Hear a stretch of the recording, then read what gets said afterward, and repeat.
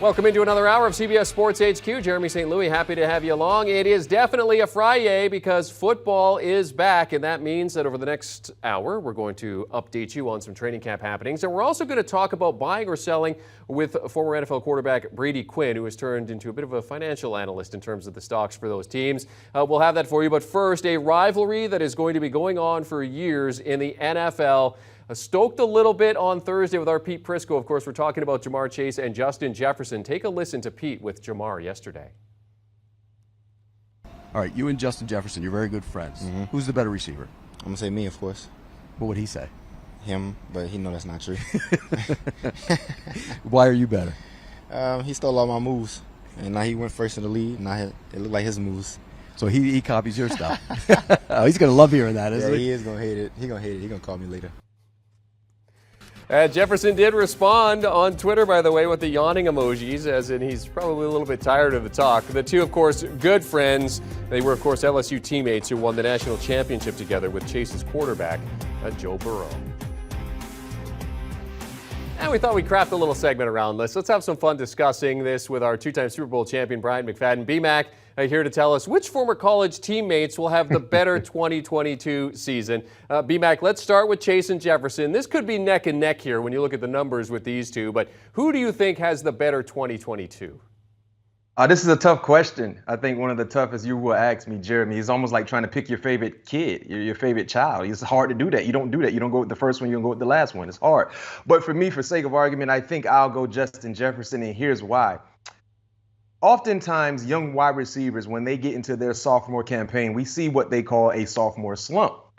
Last year, Justin Jefferson did not listen to anything of that nature. Over 1,600 yards in his second year in the National Football League. Wasn't able to surprise anyone because of what he did his rookie campaign. Everyone knew he was a baller. Everyone knew he was a dominating player at the wide receiver spot. And he just continued to show up and show out, especially throughout a time when his teammate Adam Thielen was missing in action because of injuries, but Justin Jefferson never dropped off.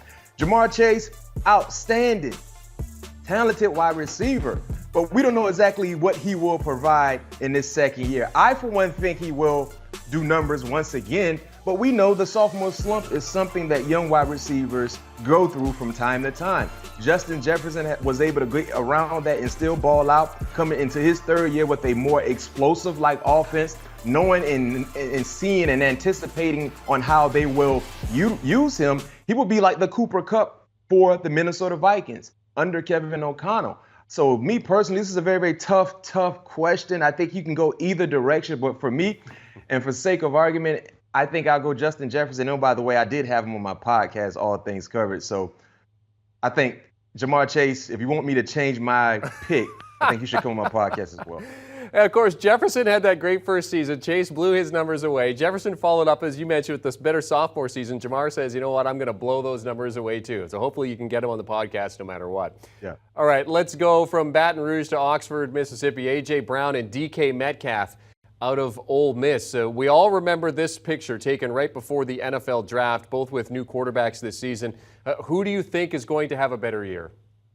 Well, this is easy for me, Jeremy. I'm going with the Philadelphia Eagles and A.J. Brown. The reason why A.J. is a part of a better team. I, for one, believe the Philadelphia Eagles, they have a legit shot to be the best team in their division, the NFC East. I'm not quite ready to say anything like that in regards to the Seattle Seahawks because of what they've done personnel-wise, their division, and just the talent or the lack thereof. Then secondly, for me, one of the biggest reasons why I'm taking A.J. Brown is because of the quarterback play. I think Jalen Hurts is going to have a huge year, a big year based on what he's done so far in his professional career. I think he's going to continue to take steps in the right direction, and he's going to deliver huge passes to A.J. Brown. When you look at the quarterback situation in Seattle, will it be Geno Smith? Will it be Drew Lock? But both guys, whatever direction you go, both guys have been inconsistent, to say the least. So me personally, when you look at the team, the overall structure, A.J. Brown is a better situation. When you look at the quarterback potential, the star power there, A.J. Brown is in a better situation. So I go A.J. Brown with this particular question. Okay, let's stay in the SEC. This has already been an argument for a good long while now. Talking two quarterbacks, Alabama guys, Mac Jones or Tua Tagovailoa. Tua. Tua should have the better year because of what he has surrounding him. Arguably two of the fastest wide receivers in the National Football League. Waddle, Tyreek Hill. Look at Gesicki there. They franchise tag him. He's a guy that can command and do damage in between the numbers, especially in the red zone. They brought in Cedric Wilson. Look at the star power at the running back position. Mostert, who's been looking extremely good in camp so far. Chase Edmonds. They added some power to the offensive line. Armstead as well. I mean, everything they've done, they've improved the offensive side to get the best out of their quarterback. I'm not saying Mac Jones is going to have a slouch of a year. I'm not saying that, but Tua Tagovailoa should have a better season than Mac Jones because he has better personnel surrounding him at the skill position players and on the offensive line as well. So me personally, if Mac Jones somehow come out at the end of the season and have better numbers than Tua Tagovailoa, Tua might not be the quarterback for the Miami Dolphins in 2023 if that's the case. Yeah, and we certainly know that all the pressure is certainly on Tua Tagovailoa. Mac Jones already getting the praise of his head coach, Bill Belichick, for how he's performing and came into camp as they get ready for the 2022 season. All right, last school in the SEC. Let's talk a couple Georgia alums. We've heard about these guys racing one another. They both think they're faster than the other. Running backs, Nick Chubb or DeAndre Swift, who are you backing this year? Easy for me. Taking Chubb, man. Chubb is a beast. Man, we just saw him squatting almost 700 pounds or something like that with ease. He had so much weight on the bar. The bar was bending. Like, what are we talking about? Look at what he power cleans, not to mention what he does on the football field. I like DeAndre Swift, talented, very, very explosive. I think he's going to have a huge year based on the additions on the offensive line. His offensive line might be one of the best in the National Football League if they stay healthy based on the personnel. Of course, they got to go put it on film. But come on. Look at the fantasy projections just alone. I mean, Nick Chubb is a grown man.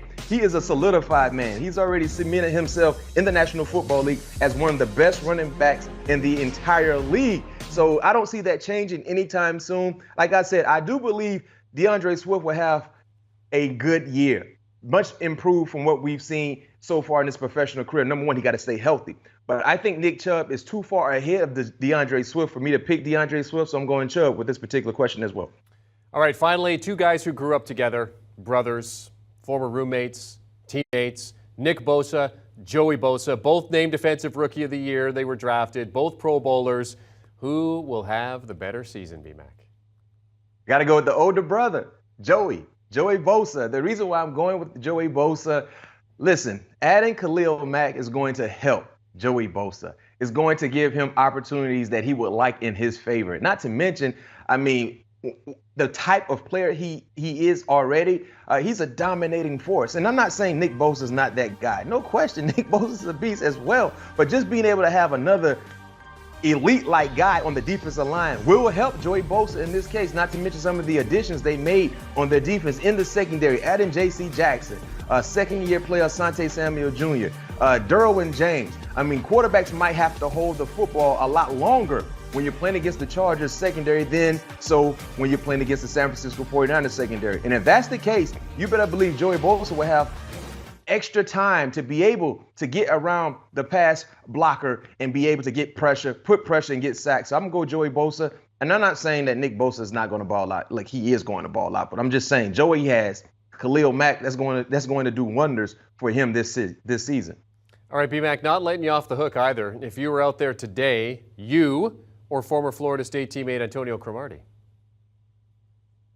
Oh. You know what? I'm going to go Crow. Crow is younger than me.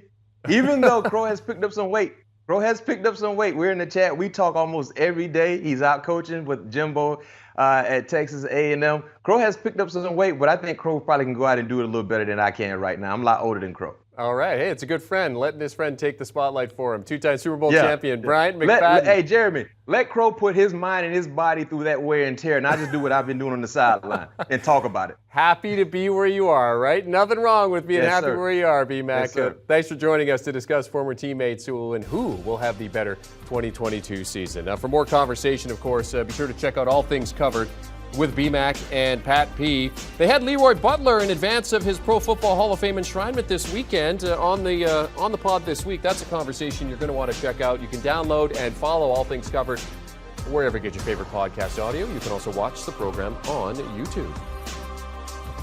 Do you want a sports network that delivers everything that matters about the game? The highlights, the picks, the instant analysis, no yelling, no fake debates, no politics.